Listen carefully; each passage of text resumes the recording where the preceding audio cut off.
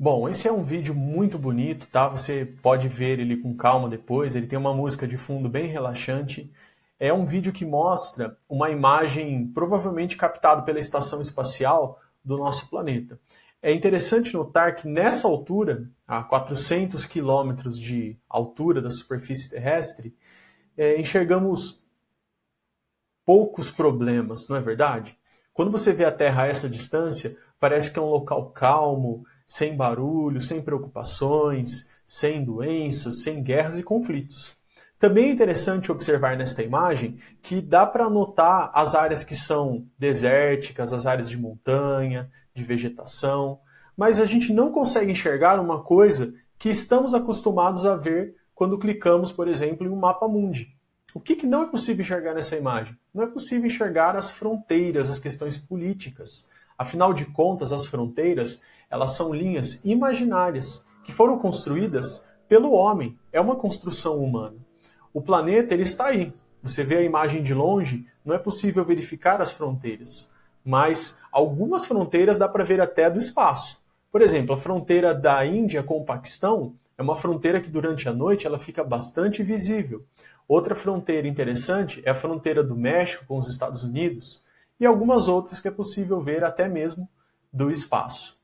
O segundo vídeo que eu quero mostrar para vocês, ainda nessa ideia de que o nosso planeta ele tem condições naturais, de longe ele parece que é uniforme e quando nos aproximamos dele, começamos a enxergar as fronteiras e as diferenças que existem ali dentro. É este segundo vídeo que nós vamos ver agora juntos. Ele mostra a evolução da formação das nações, dos países ao longo do tempo. Já vai um conceito muito importante que você deve anotar aí no seu caderno. O que é um país? Ou melhor, o que é um estado? Um estado com E maiúsculo. Um estado com E maiúsculo ou um país, ele é uma porção ali da superfície terrestre que é dotada de três coisas fundamentais. Então, em primeiro lugar, todo estado, grave essa sigla, é o nome de um canal de televisão, GNT. Todo estado, com E maiúsculo, país, deve necessariamente ter um governo. Um governo que pode ser uma democracia, uma ditadura, pode ser um governo como o dos Estados Unidos, uma confederação, inúmeros tipos de governos. Tá? Isso não vem ao caso. Uma teocracia, como acontece no Irã. Mas tem que ter um governo, líderes que comandam e governam o país. Leis que regem a vida neste país. Em segundo lugar, GN, nação. Todo estado tem uma nação. Essa nação ela pode ser mais homogênea, ela pode ser mais heterogênea, que é o mais comum, pode ser composta de uma identidade mais coesa, mais próxima, pode ser composta de uma identidade mais plural, pode ser composta por pessoas que falam apenas um idioma ou mais idiomas. Por exemplo, na Suíça é falado o francês, o alemão, no Brasil é falado apenas o português, mas tem tribos indígenas que falam suas línguas locais, línguas próprias.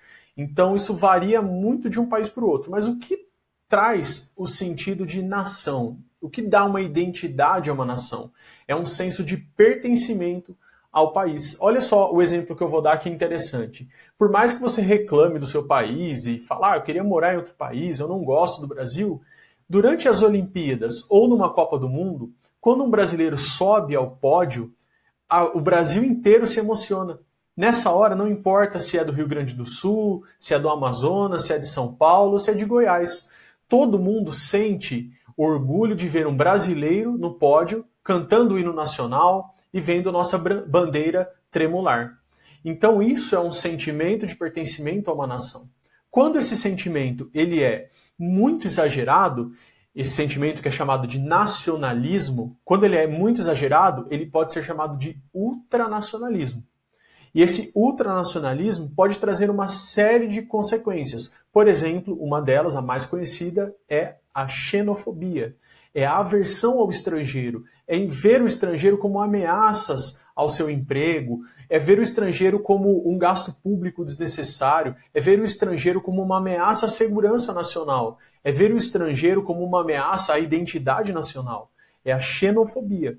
partidos de extrema direita e com líderes ultranacionalistas pregam bastante essa teoria, essa doutrina, e muitas pessoas acabam acreditando que o país seria melhor se ele não tivesse, por exemplo, a influência ou a presença dos estrangeiros.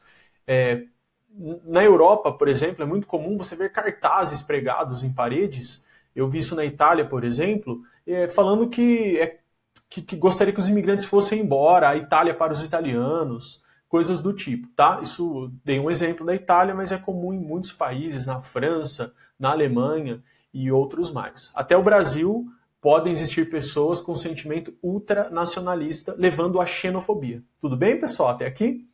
Então, quando nós estamos estudando o país, GNT, para ser um Estado, governo, nação, falta uma coisa com a letra T, o território. Quando existe um governo, uma nação que é governada, e tem um governo, tem uma nação, mas não tem um território, não é considerado um Estado propriamente dito, um país de verdade. Um exemplo são os curdos. Eles têm uma nação, uma identidade, uma história. Eles têm um governo que, de certa forma, consegue fazer algumas leis. Eles têm certas autonomias no território, por exemplo, do Iraque ou da Turquia, apesar de serem restritas. Porém, eles não são considerados um país propriamente dito, não são reconhecidos como um país, porque eles não possuem um território próprio. Então, para ser considerado um país, tem que ter GNT. Lembra aí? Governo, nação e território. Esses desenhos que você vai ver agora na tela junto comigo é uma evolução da formação de estados e países ao longo do tempo, a partir do século XVI. Eu coloquei a timeline aqui a partir de 1500, mas olha o tamanho do vídeo. Ele vem desde a antiguidade. Pode ver na miniaturazinha ali no cantinho? Ele vai falando ali da formação de impérios e tudo mais. Então vamos dar uma olhadinha juntos agora. Eu vou fazer os meus comentários. Notem que nessa época a América ainda era pouco conhecida, explorada. Então você vê aqui a influência de Portugal e Espanha. É legal notar também no continente africano que poucos lugares aqui eram países propriamente ditos. E existiam muitas etnias e tribos no continente africano que não eram necessariamente países.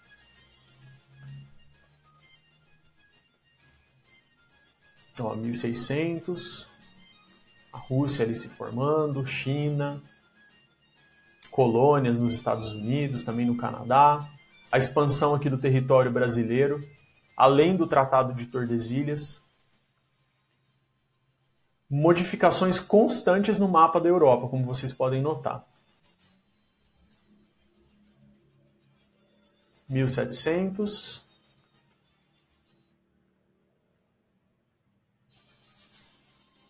Deixe nos comentários aí, no vídeo do YouTube, quais foram as mudanças que mais chamaram sua atenção neste vídeo que nós estamos vendo agora. Olha como o território do Brasil ele era diferente em 1800. O Acre, por exemplo, não pertencia ao Brasil.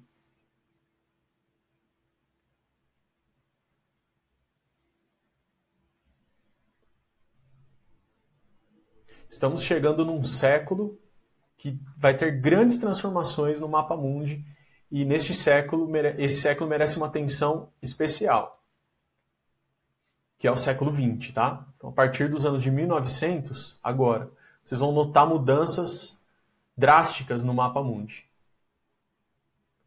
Depois da Primeira Guerra, agora chegando na Segunda Guerra Mundial, e agora depois da Segunda Guerra Mundial. Veja que a União Soviética estava ali como um Estado,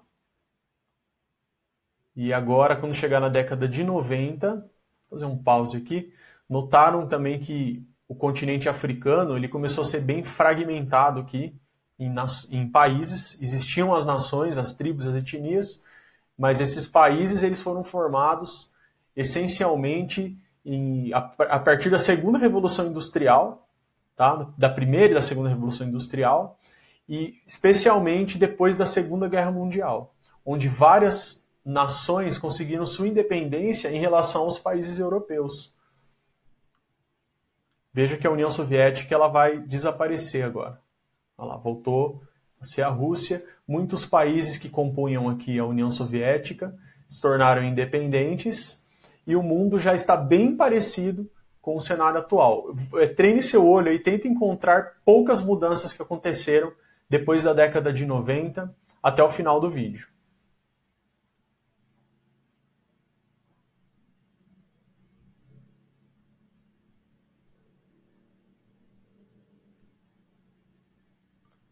Percebeu? Eu vou falar uma aqui que é a mais notória, que é a separação do Sudão, que era esse país grandão aqui na África, e surgiu o Sudão do Sul. E essa mudança, ela começou principalmente depois da Primavera Árabe, que foi um evento que aconteceu no norte da África, onde a população se revoltou contra os líderes que estavam há muitos anos no poder. No Egito, por exemplo, o presidente do Egito estava há 40 anos no poder, o Hosni Mubarak. Na Líbia e outros países também ali do norte da África, a população se revoltou contra esses líderes e fizeram uma espécie de uma revolução que foi conhecido como Primavera Árabe. O Sudão teve ali a separação dele em Sudão e Sudão do Sul alguns anos mais tarde.